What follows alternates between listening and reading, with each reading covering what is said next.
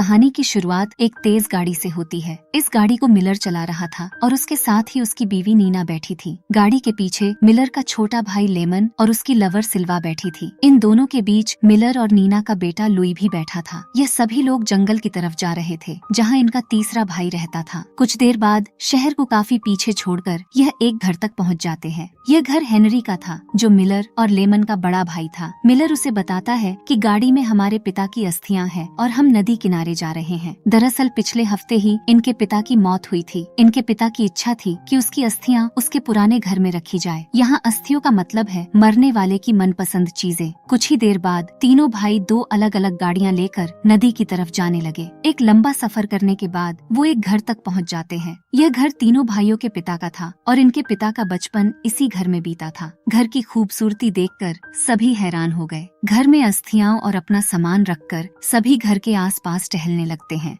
घर से थोड़ा आगे जाने पर उन्हें जॉर्डन नाम का आदमी मिलता है, जिसके साथ उसका बेटा भी था। सभी लड़कियां बच्चों को लेकर एक तरफ चली जाती है ताकि वो उनके साथ खेल सके। तीनों भाई जॉर्डन को अपने बारे में बताते हैं, जिसके बाद जॉर्डन उन्हें अपने घर चलने को कहता है। लेमन अभी और टहलना चाहता था, इसलिए वो नहीं जाता और उसके दोनों भाई जॉर्डन के साथ चले जाते हैं। जॉर्डन का घर भी काफी खूबसूरत था। उसके घर में उसकी दो भतीजियां भी रहती थीं, जो दिखने में बेहद खूबसूरत थीं। जॉर्डन के घर का काम नैनो देखती थी। जॉर्डन के घर में कुछ समय बिताकर सभी वहाँ से चले जाते हैं। रात को सभी मिलकर खाना खाते हैं और फिर सो जाते हैं। अगले दिन मिलर घर की छत पर खड़ा नदी में नहा रही लड़की को देख रहा था। बड़ी बड़ी छातियों वाली इस लड़की का नाम रेचल था और वो जॉर्डन की सबसे बड़ी भतीजी थी। रेचल की खूबसूरती देखकर मिलर हैरान हो गया, लेकिन वो रेचल के बारे में ज्यादा नहीं जानता था। दरअसल रेचल शहर में बच्चों की दाई का काम करती थी। दिखने में तो वो बेहद भोली भाली नजर आती, लेकिन मौका मिलते ही वो बच्चों को लेकर भाग जाती थी। वो बच्चों को चुराकर कुछ लोगों को देती और फिर दूसरे घर में दाई का काम करने लगती।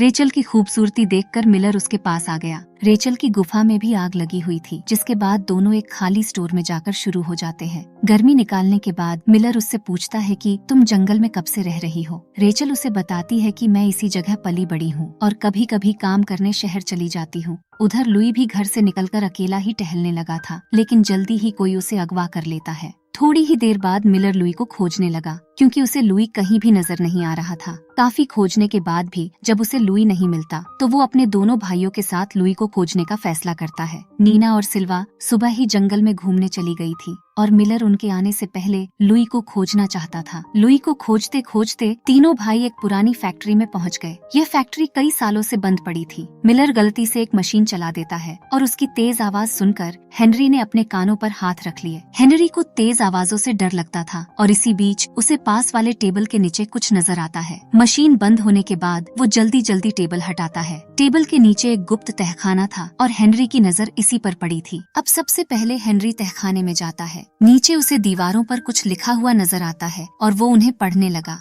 हेनरी के बाद लेमन भी नीचे आकर लुई को खोजने लगा। जल्दी ही इनके हाथ लुई की टोपी तो लग जाती है, लेकिन इन्हें लुई कहीं नहीं मिलता। पूरी फैक्ट्री को देखने के बाद तीनों भाई बाहर निकल आए, जिसके बाद वो पास वाले स्टोर में जाकर लुई को खोजने लगे। स्टोर में भी उन्हें लुई नहीं मिलता। अब तीनों भाई अलग अलग होकर लुई को खोजने का फैसला करते हैं। जल्दी ही मिलर को एक छोटा सा केबिन नजर आता है। वो जब केबिन के अंदर आता है तो उसे एक खाली फ्रेम नजर आता है। यह लुई का पसंदीदा फ्रेम था और इसमें पहले लुई की फोटो थी। फ्रेम लेकर मिलर जैसे ही बाहर आने लगा तो उसे अपने सामने स्टीव नाम का आदमी नजर आता है। वो स्टीव को अपनी बंदूक दिखाकर उससे लुई के बारे में पूछने लगा। स्टीव उसे बताता है कि मुझे लुई के बारे में कुछ नहीं पता। इसके बाद वो उसे बताता है कि कई साल पहले मेरा बेटा भी गायब हो गया था और वो मुझे आज तक नहीं मिला। अपनी बात खत्म कर स्टीव रोने लगा, जबकि मिलर आगे जाने का फैसला करता है। उधर हेनरी भी लुई को खोजते खोजते नदी के किनारे तक पहुंच गया। वैसे लुई को यहाँ के लोकल बंदों ने अगवा किया था और इस वक्त लुई उनके पास ही था।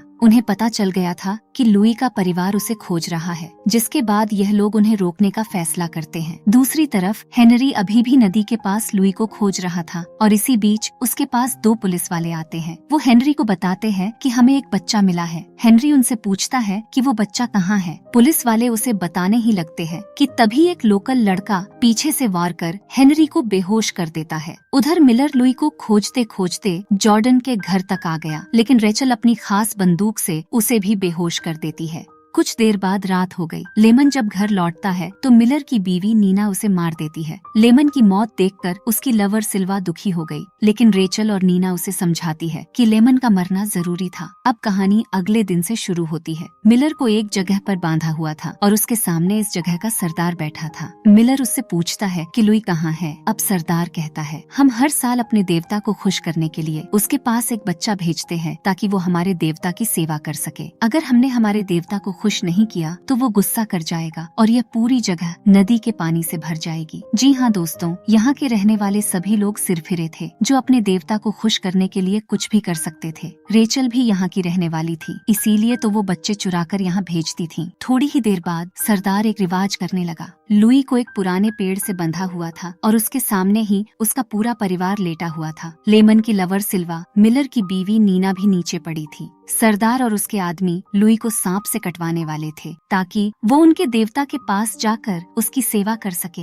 रेचल भी इस रिवाज में शामिल थी। वो आगे बढ़कर नीना और सिल्वा को नारे लगाने के लिए कहती है कि हे हमारे देवता, हमने तुम्हारे लिए लेमन को मार दिया और अब लुई को भी अपनी शरण में लो। नारे लगाने के बाद नीना और सिल्वा उठकर रेचल के पास चली जाती है। मिलर दोनों को रेचल के साथ देखकर हैरान हो गया। उसके पूछने पर रेचल उसे बताती है कि यह मेरी बहनें हैं और हम ऐसे ही लोगों को बेवकूफ बनाती है। दरअसल रेचल की 3 बहनें थीं जो इस समय उसके पास ही खड़ी थी। नीना ने जानबूझकर मिलर से शादी की थी ताकि जब वो माँ बने तो उसका बेटा देवता की सेवा कर सके। सिल्वा ने लेमन से जानबूझकर शादी नहीं की थी क्योंकि वो उसे देवता के लिए मारना चाहती थी। चारों बहनों की जिंदगी का एक ही मकसद था कि किसी भी तरह देवता को खुश रखा जाए। नीना लुई के पास आकर कहती है कि तुम एक अच्छे सफर पर जाने वाले हो। उसकी बात खत्म होते ही रेचल लुई के पास आकर उसे पवित्र जल पिलाती है और फिर उससे कहती है, तुम्हें अब देवता की सेवा करनी है, वो जैसा कहे तुम्हें वैसा ही करना होगा। रेचल की बात खत्म होते ही सांप वाला सैम लुई के पास आ गया। उसे लुई के पास देखकर मिलर का खून खोल गया। सैम लुई को कटवाना चाहता था लेकिन काफी कोशिशों के बाद भी उसे सफलता नहीं मिलती। इसी बीच हेनरी सभी को बताता है कि मैंने तहखाने की दीवारों पर पढ़ा था कि सांप वाला रिवाज घर का आदमी ही कर सकता है। उसकी बात सुनकर नीना उसके हाथ खोल देती है और सैम अपना सांप उसे दे देता है।